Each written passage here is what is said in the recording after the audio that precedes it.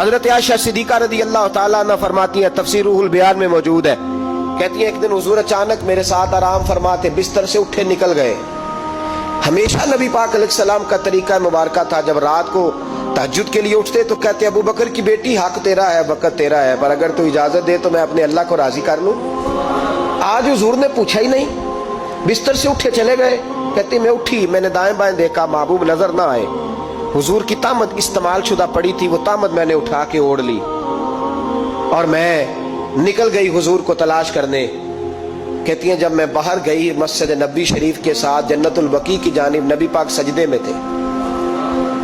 کہتی ہیں میں گئی، تھوڑی دیر کھڑی ہوئی، حضور نے آہٹ سنی تو پوچھا تو کون ہے؟ میں نے کہا میں عائشہ ہوں۔ تو محبوب نے فرمایا یہ عائشہ کون ہے؟ میں نے کہا یا رسول اللہ میں آپ کی زوجہ۔ فرمایا زوجہ کیا ہوتی ہے؟ یا رسول اللہ میں ابو بکر کی بیٹی۔ تو نبی پاک نے فرمایا یہ ابو بکر کون ہے؟ حضرت عائشہ کہتی ہے میرا کلیجہ پھٹنے کو آیا، میں وہاں سے پریشان حال واپس آئی۔ جب میں گئی تھی تب بھی ہلکی ہلکی بارش تھی، واپس لوٹی تو پھر بھی ہلکے ہلکے قطرے بارش کے گر رہے تھے۔ میں آ کے ہامتی کامتی بیٹھ گئی، تھوڑی دیر گزری تو نبی پاک تشریف لے آئے۔ تو حضور صلی اللہ تعالیٰ علیہ وسلم نے مجھے پریشان دیکھا تو کہا عائشہ کیا ہوا؟ کہا حضور آج وہ ہوا ہے جو کبھی نہیں ہوا۔ یا رسول اللہ میں پریشان ہو گئی۔ حضور عجیب بات ہے، میں گئی ہوں، آپ نے پوچھا کون ہے تو میں نے کہا میں عائشہ۔ کا عائشہ کون؟ آپ کی زوجہ۔ فرمایا زوجہ کون؟ ابو بکر کی بیٹی۔ کا ابو بکر کون؟ اور پھر حضور میں گئی ہوں تو میرے کپڑے بھیگ گئے، آپ آئے ہیں تو کپڑے خشک ہیں، سمجھ نہیں آئی۔ تو لفظ سنو حدیث کے، نبی پاک نے فرمایا عائشہ لی مع اللہ وقت، میرا اپنے اللہ کے ساتھ ایک وقت ہوتا ہے۔ کس کے ساتھ؟ آج میرا دوستوں کے ساتھ وقت ہے، آج میرا گھومنے کا وقت ہے، آج میرا خوش گپیوں کا وقت ہے، آج میرا سیاحت کا وقت ہے، آج میرا پکنک کا وقت ہے۔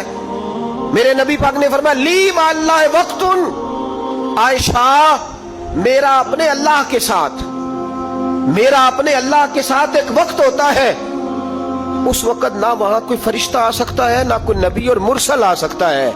جب فرشتہ اور نبی نہیں آ سکتے تو عائشہ اور ابو بکر کیسے آ سکتے ہیں؟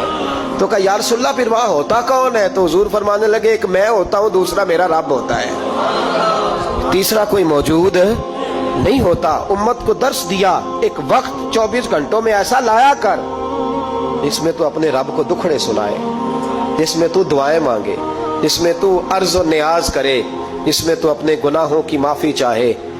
اعلیٰ حضرت کے والد گرامی سے کسی نے پوچھا مولانا نقی علی خان صاحب سے کہ حضرت جی فرعون 500 سال ہی حکومت کر گیا، 500 سال ہی حکومت کر گیا، اللہ کا مقابلہ کرنے والا پکا کافر بے ایمان۔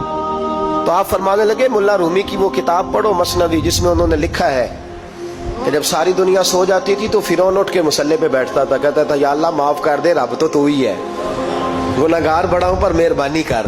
روز معافیاں مانگتا تھا تو رب کریم کی قدرت نے مہلت دی کہ روز توبہ کرتا ہے، چلو ایک دن سچی بھی کاری جائے تو اچھا ہے۔ اللہ نے مہلت دی، اور میرے بھائی اگر تو روز رات مصلے پہ بیٹھے تو تجھے مہلت ملے، عذاب نہ آئے۔